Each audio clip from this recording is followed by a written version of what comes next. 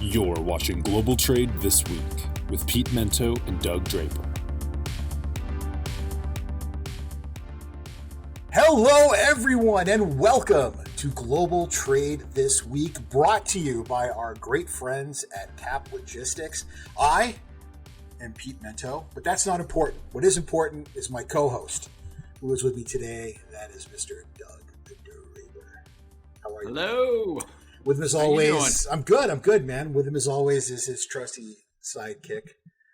I don't know why that thing. When you're not on the show, do you take it off the wall, or is he always there? No, he's there 24/7, baby. He's got to watch The Office. That is fantastic, my friend. So it's the only thing on the wall. It's a gigantic white wall with Troy smack dab in the middle. So it's very noticeable when people are like, what the hell is that? Anyway, he's here all the time. Conversation piece. What can I say, buddy? Yep. Yeah. And we're excited that Keenan is back in the control booth controlling things, and we appreciate that he is doing that. I'm going to forgo my usual childish banter and, let it go this week. Good. And what we'll do, I think, rather than me wasting 10 minutes, we'll save it all for halftime this week. I don't know, Doug, how you feel about that? Bring it. Yeah. Perfect. Okay. And I guess what we'll do is we'll just go ahead and get after it, and I'll let you start with our first topic this week, pal. Awesome. Yeah, I saw this over the weekend. It kind of struck my attention, and then I kind of said, well, let's see where this could go. And Pete, you and I always pride ourselves on looking forward. It's easy to Monday morning quarterback and talk about all the problems, but we like to look forward. So here's a forward-thinking piece that's really going to change things in 2022. And essentially that is the freelance delivery driver, I think is going to be a solution for the final mile challenges. And what I mean by that is the crowdsourcing of drivers that's been the DoorDash, the Uber Eats, the Grubhub, Lyft, and Uber. They've all focused on a specific commodity. Lyft and Uber is humans, and DoorDash and Grubhub and Postmates is all about food.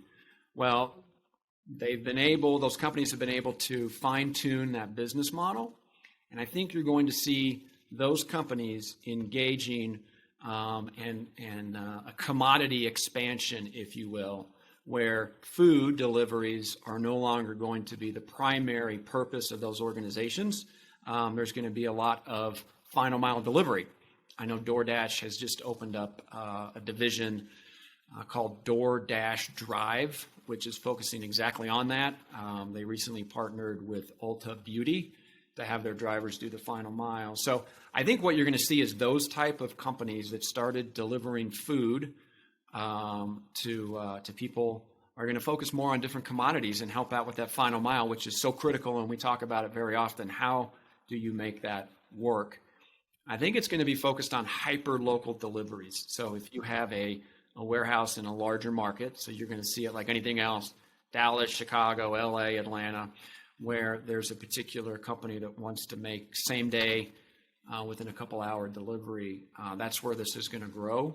But I think you're going to see those business models shift in 2022 to a whole lot of commodities other than food, and it'll be interesting. Last thing I'll say about that is, I guess two things. One, the beauty for the driver, right? The freelance driver, as I refer to it, they can pick and choose whatever they want. On this run, I'm going to do food. On that run, I'm going to make a delivery of beauty products. On this run, I'm going to pick up a human and go from there. And I think there's going to be a technology overlay, which would be similar to like Orbitz or something where you can go on and find flights. I think if you're a freelance crowdsourced driver, there'll be some technology out there that you'll be able to access all things that need to be delivered: food, humans, prescription drugs, whatever it may be. And then you can pick and choose what you want to do for that day or what lane you want to go. So my point, Pete, is that the crowdsourcing of drivers, DoorDash, Uber Eats, Grubhub, is going to morph into a true logistics delivery entity. Yeah, man, I'm with you. And here's I'm going to take what you just said, and I'm going to go total Mento with it, right? So I'm going to take this thing I'm going to take it to 11, right? So I think it's going to go even farther, pal. in the market right now, in our world, we're seeing all these ocean carriers that are just sitting on giant piles of cash and they're investing it in infrastructure. Amazon, Alibaba, FedEx, UPS, these are companies that are dealing with that final mile issue. I think someone's going to buy one of them. I really do. You look at the stock, you look at the cap, you look at where these companies are financially. If I were a Grubhub, I would probably be positioning myself right now for a sale to an Amazon or a company like that, an Alibaba. I've got everything that they need. I already have the infrastructure. I would do a joint venture if they didn't want to do that. I would actually, hey guys, if you want me to set that meeting up, give me a call. I'm right here. I can maybe, I can get Bezos and someone else in a Starbucks. We can sit down. I'll buy the lattes to get you guys talking. I just want 1% of the deal, maybe, if I can make that work out for you guys. But that makes so much sense. And I'll take that another step farther.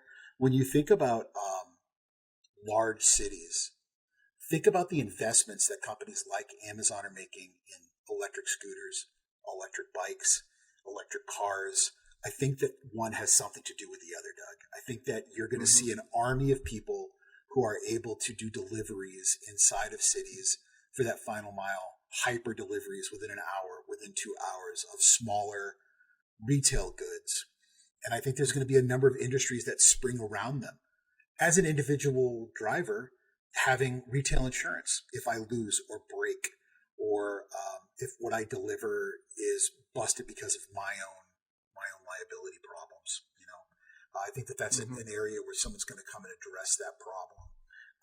I think also that there are going to be more and more delivery options as far as the conveyance goes. This one-wheel contraption that I see everywhere, these scooters and these bikes, you're going to see more and more of that in the cities. It started with the Segway. It's going to get smaller and smaller. We're going to have infrastructure as far as bike lanes in more and more cities. We've got them here in dinky little Manchester, New Hampshire now, up and down the main thoroughfares. Never thought I would see that. And as this becomes more ingrained in our expectations, why does the bike lane have to stay open? Because, damn it, I need a bottle of olive oil, some sea salt, and some Twinkies in an hour. And if that lane isn't open, I'm not going to be able to get my stuff. We'll probably all come to heel on it. So, Doug, I think you are absolutely dialed into where things are going.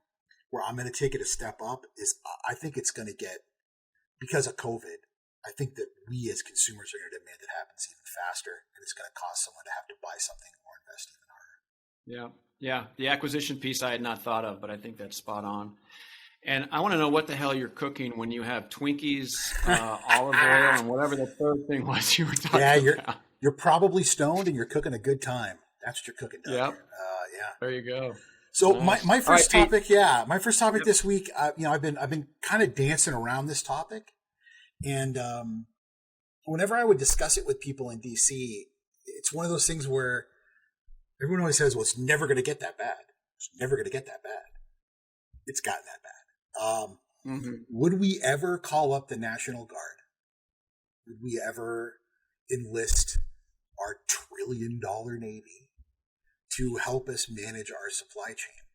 I think we're getting there, pal. I think we are getting to the point now where you might see President Biden invoke, I think it's Article 22, right? And say, if you are a reservist or a National Guardsman and you are part of our supply chain and logistics corps, you know how to drive an 18-wheeler, you know how to repair it. We have all these chassis, believe it or not, that are set up for 20s and 40s. I got about 100 of them across the street at the Armory here in Manchester. Yeah, I do. We're going to start using them to help deal with this mess. And we have a lot of very talented logisticians, very talented people, particularly in the U.S. Merchant Marine, that have graduated from schools like this fine institution of higher learning, the Harvard, the MIT, if you will, of boat schools. We would be able to put these people down on the floor, boots on the ground, and get engaged. The problem you have with that is it's a temporary solution that doesn't actually fix all the problems. It's it's bailing your buddy out over and over again who tries to drive drunk. It's your pal that keeps going back in that toxic relationship. It's not going to fix the stupid behavior if we get ourselves out of it. We can't make a decision to commit to fixing it by pulling the military into it if we don't also have a plan to make sure that we're going to stop this thing from happening again and again. But I think we're almost there, Doug. I think if we have a bad Christmas, I mean, even little kids are going to say, you need to get Uncle so-and-so back in uniform and have him down at Long Beach helping the longshoremen with containers. Yeah. Well, we'll see. That's the IOU parents, right? Holy shit, I forgot that this wasn't on. So I'm going to write a 6-year-old kid an IOU who can't even read what that means. But it basically means, Johnny, you get your gift in 6 weeks. So, hey, Pete, I'm going to go 180 because a lot of times we say good idea, and I like that idea. I'm gonna flip it on you. And That's the cool. first thing that I thought of, horrible idea, right? I think it plays well in the media. I think it's a horrible idea because I don't really know what they're going to do, right? I mean, unless they're bringing a hell of a lot more equipment, which it sounds like there is some, unless they can add hours to the day, I think they're going to be holding stop signs to get in and out of the terminal because, or bringing a Rector set to build a new crane. But we don't need more bodies. We need more assets in order to move the stuff out, right? So, I applaud the effort, but I'm just confused on what are they going to do, right? Because, there's a law of diminishing returns. You throw 100 people in a room to do a job, maybe 50 of them can do it better. I just don't know what exactly theoretically their purpose is to help, but what are they going to do? Unless they can drive a truck, they need a truck to drive it. Unless there's more chassis, they need chassis to fix it. So I don't like the idea. There are a lot of chassis, there's a lot of trucks, and there's a lot of truck drivers. We only have 60% of the truck drivers we need. There are tens of thousands of people in the U.S. military, literally, who know how to drive tractor trailers. So we can start there. Second of all, we do have chassis. But I think more importantly, if we could use our Blue Water Navy to create ports for just ro-ro vessels. Just ro-ro vessels. So we have every roll-on, roll-off vessel in America go to alternate ports. And we have them discharge in alternate ports. That in and of itself is going to deal with some of the congestion. Is it going to solve everything? No. But you're right, Doug. All of this is stupid without a plan. It's kind of like when everybody asked Elon Musk to sell all of his stock to deal with world hunger, and he said, sure, I'll do it if you tell me how we're going to use those resources and how it makes sense. Yeah, you've got a point there.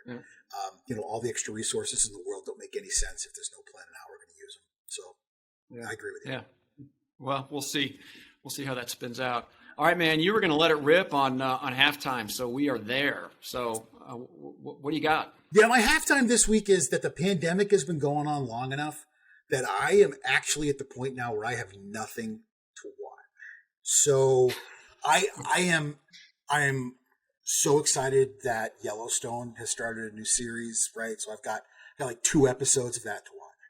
And I've got my Apple Plus stuff that comes on a couple of times a week. But people need to understand that, aside from the rare instances that I get to see the attractive side of my relationship and my daughter, I live a monastic lifestyle up here on top of Manchester, working 16 hours a day, going to jiu-jitsu and eating meat and green vegetables and going to weigh in once a week. I have a miserable life.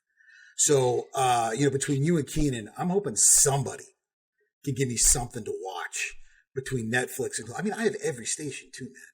But this pandemic has been going on so long. I think I've run out of stuff to watch, man. I got nothing. Huh.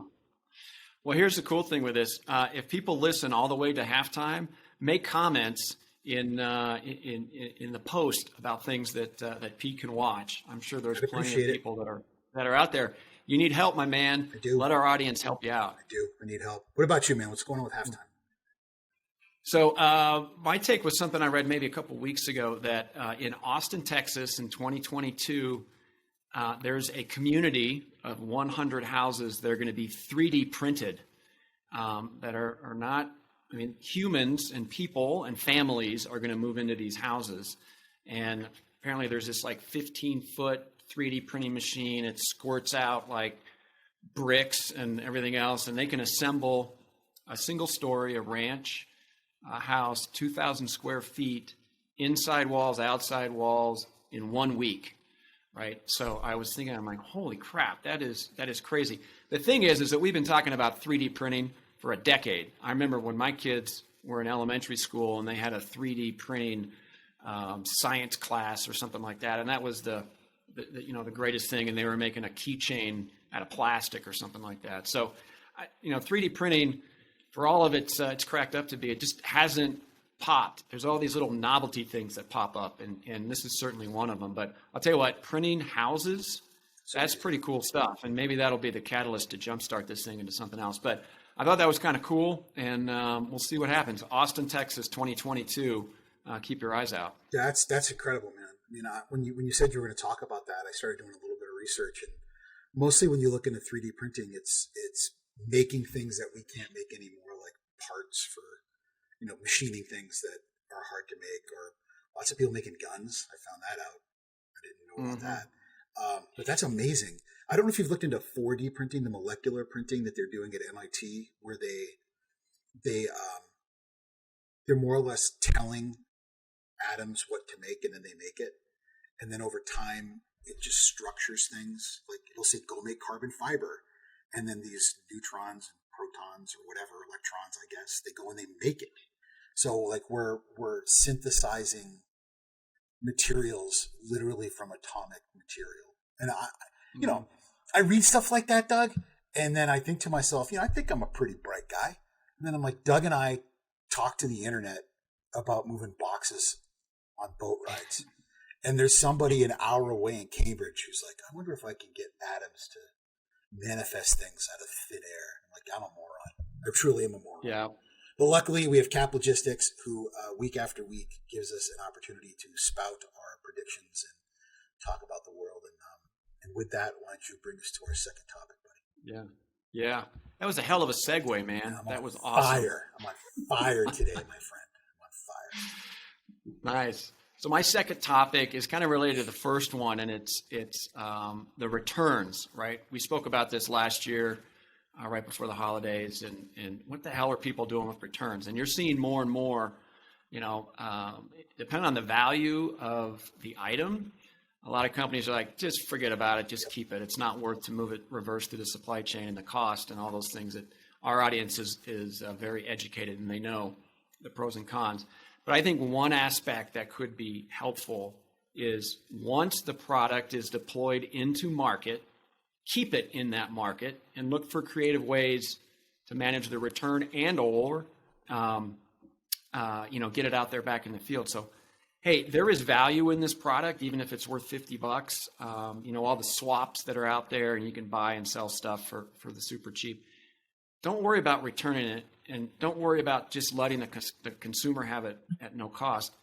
Entice crowdsourced people that want to get into a micro warehouse and say, listen, all the returns from Denver, just send it to this guy. He signed up for it, and in exchange for him to do a second tier market to resell this stuff, the company will take a percentage. Hey, Doug, you can sell all the stuff that you want. I'm going to direct it to you over the holiday season and do whatever you want. We want a 10% cut. They set it all up. They make sure that the product is shipped out in the appropriate ways. And you're just distributing that back to the local market, and you're tapping into the crowdsourced delivery model, or you're hand delivering stuff or whatever. But let somebody else deal with that headache. So I think the crowdsourced delivery model could become the crowdsourced micro warehousing model. That kind of like hockey, when you dump the puck into the crease, or not in the crease, but on the dump and chase. When it gets into market, keep it there and be creative on ways to generate some revenue from that, and crowdsource it. Hell, I'd open up my garage and sell women's handbags for a couple of months, give the manufacturer a percentage, and send it out. So I think that is a trend. Hell, I don't know if we'll see it, but somebody should think about it. And I got all kinds of stuff up here, my man. So if anybody out there wants to hire a consultant on how to dump and chase returns and keep it in market, I'm your Huckleberry. And I'll even do it for a 9% cut. So you already saved 1% right there. So I'll be your Huckleberry. So that's my take. A couple of forward-thinking bits of information from me this week. When I read your tear sheet on this, I decided I was going to take it a step further. So here's the deal. All right, Doug? Fire. When I've got the guys from Amazon and from Grubhub over here at Starbucks having a latte, I'm going to have on the other side of Starbucks, right? Maybe enjoying, I don't know, like a gingerbread latte because it is the holiday season. I'm going to have Amazon over there with maybe somebody from UPS. All right, ready for and then maybe Alibaba with FedEx or something of that notion, and eBay and Facebook. And here's why: your idea, it's a multi-billion-dollar idea in the making, because you get someone from Facebook Marketplace, somebody from eBay, to create a very simple way to put this stuff in market locally, where individuals within a very easy, consumable geographic area are able to get this stuff within 24 hours. They sell it for a low amount. They sell it for whatever it would cost. It'd be less than having to transfer it back geographically from where it came from, and then everybody's a winner. So I think that you're, one step away from making this still profitable and not onerous at the same time, and then finding a secondary market for the sale.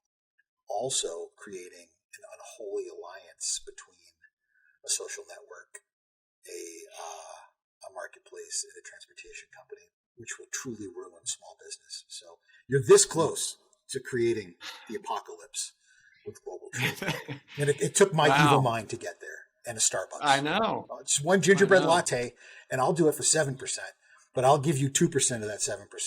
And you know what? I'll split it with you, Doug. I love you, buddy. We'll split it. All right. We'll split it. That's what partners do. Yeah. I appreciate that. We'll split it. All right. Bring us home. Yeah. I always like when you close, because everybody gets fired up whenever they send the end of this thing. Oh, man. You know what? It wouldn't be a couple of weeks of global trade this week if we didn't just call out the Chinese for something. And this week is no exception. We had a positively incredible moment where the U.S.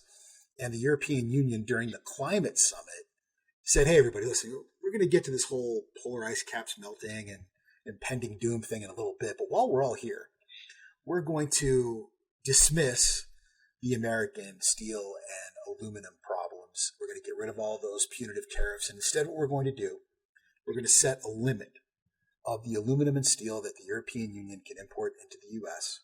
We're going to make it duty-free, completely tariff-free, in the spirit of cooperation, brotherhood, and global trade.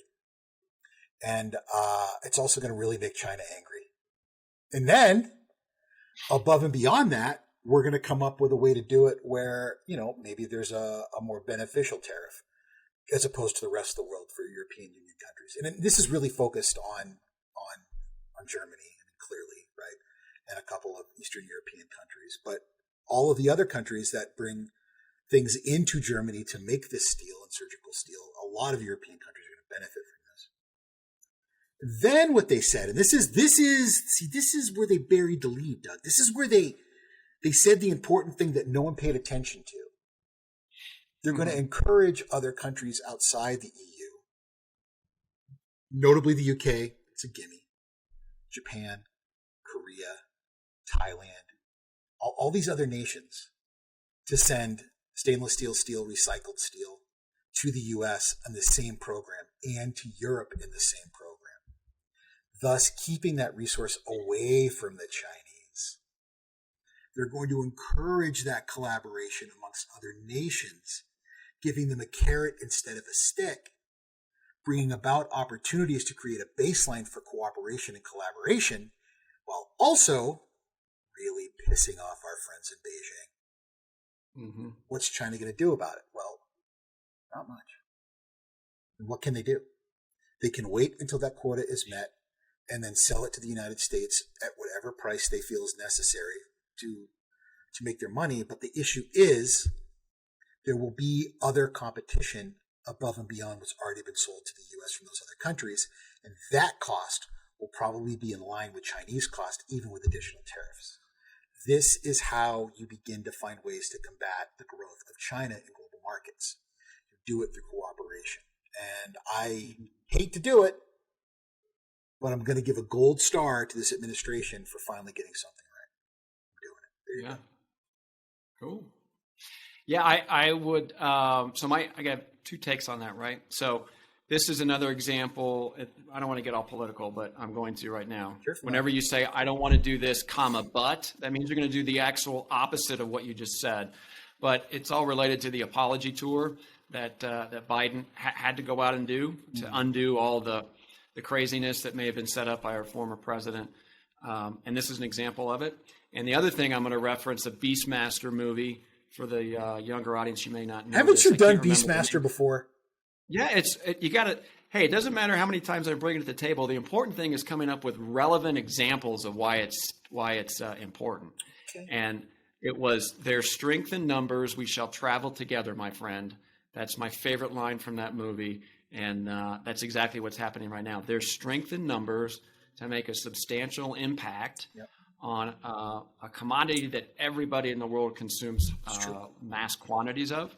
And so I'll put my gold star next to your gold star because I think it's great. And like you said, I think it's a perfect play. Are you going to make me go on Rotten Tomatoes right now and find out just how bad? Because I loved that movie when I was young, and I've since watched it. It does not, my friend, it does not hold up. That was not, was it Kevin Sorbo? Was that his name? No, I think and just literally I was thinking about this while you were talking. I think it was Mark Singer is the guy's name, and John Amos, who was the guy in Good Times. I think it was those two. We'll have to double check it. And again, I ask our audience, feel free to correct us if we're wrong and put some things down in the comments. But I remember they had some crazy get-ups and they oh yeah, they did a handshake, they did an arm bar, right? Yeah, remind me again how many Oscars was it nominated for? I always forget. I don't know, maybe 0. So anyway, that's it. That is it. So hopefully everybody enjoyed the show today. Pete and I talked about getting a little feisty, and it's always good when we're both well rested, had great weekends, and come out with some good topics. So as always, Pete, I appreciate you being with me, and we have a good time.